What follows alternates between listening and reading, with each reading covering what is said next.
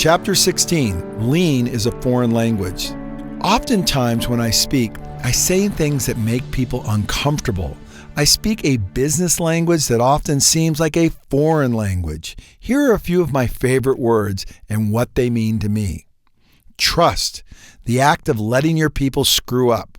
It's very uncomfortable for most leaders to trust their people because leaders rise to the position of leadership by having all the answers. They are leaders because of their business acumen, intelligence, and their ability to get things done. They hire people to support those activities, but they seldom invite them to innovate as equals in the process. They rarely trust their people, and thus they squelch an enormous amount of potential. I trust my people, and I know they'll fail just as I have. Most of my greatest advancements personally have come at the cost of me failing.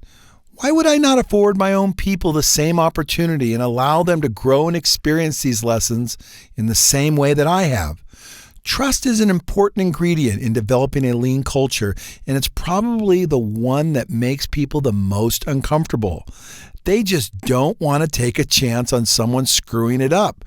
Screwing it up allows deep and serious learning, which translates into forward momentum that most companies and organizations desperately need. Leaders are looking for the edge, but it eludes them because they refuse to trust their people. Fanatical, embracing historical, time-tested ideas with emotion and unstoppable resolve. Most leaders think that you have to be even-tempered and can't get excited about anything. I'm excited about everything, particularly life itself. For me, being fanatical is critical to being an effective leader.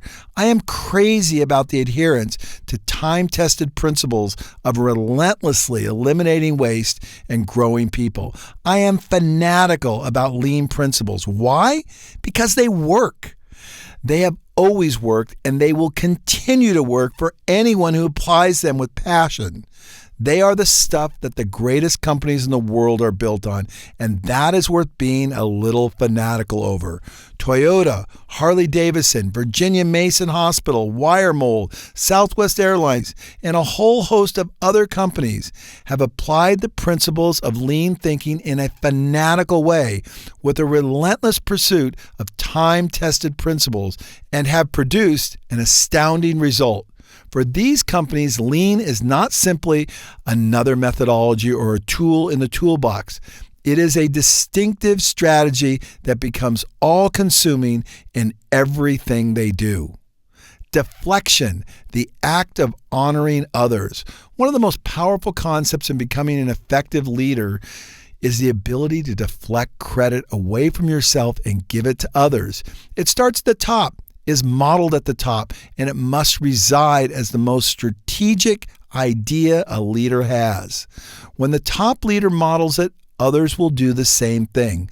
It is in the act of deflecting that people engage the biggest skeptics.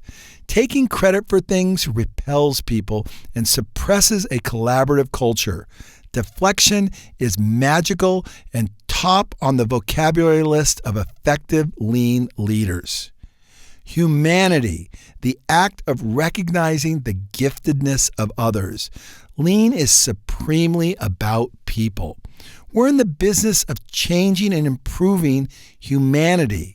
At its core, lean is about nothing other than teaching and training, refining, learning, and improving the condition of people. Lean is not a mechanical system for eliminating waste. It's a methodology to change people's minds about the way they see work. Work is noble, and we can do so much to elevate something we all do so much of. Audacious, the routine belief in the seemingly impossible. Lean thinkers are audacious. We are here to change the world. We are here to create a good, healthy business. The goal of any lean thinker is much more than simply building a bottom line. We see the possibility that the lean way of thinking can significantly improve the quality of people's lives. We are here to make that happen and in the process change the world. Kata, K-A-T-A, the rhythm of work. We love routines that build excellence. Kata is a Japanese word that simply means routine. The routines that we deploy as lean thinkers are the morning meeting and the 2-second daily improvement. The morning meeting creates clear communication among all team members. The 2-second daily improvement is the drumbeat for a vibrant lean culture. Profit, the result of excellence. Perhaps one of the most controversial concepts I push is that we are not here to make money. Profit and money are a byproduct of effective lean culture. We are here first and foremost to improve the quality of life of the customer.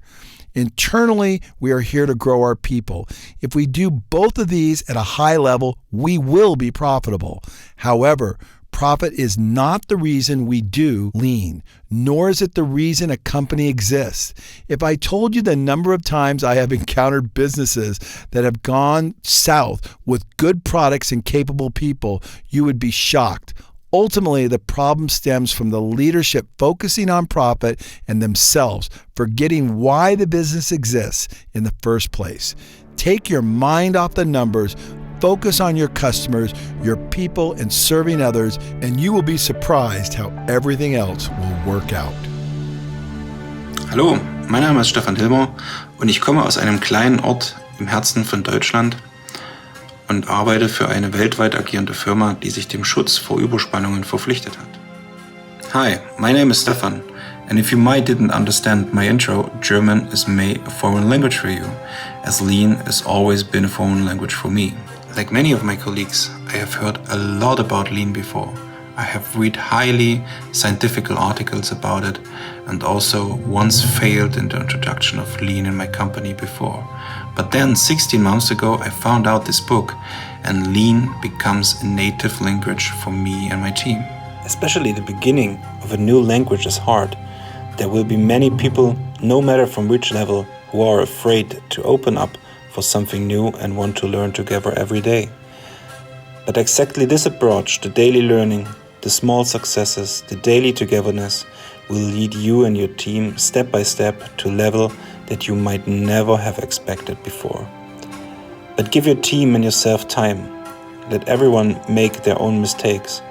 Don't intervene. Discuss them together and learn from them. Trust your team. And so every mistake will ultimately become a success.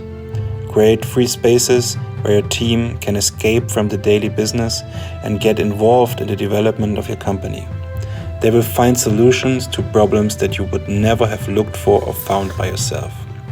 It all starts with the wanting to learn this language. Your classroom is the morning meeting and your homework is the daily frees. These two simple routines will take you and your team to another level over time. Fun at work through small successes will eventually change the mindset of your entire team. My personal one thing from chapter 16, learn, teach and practice together on a daily basis.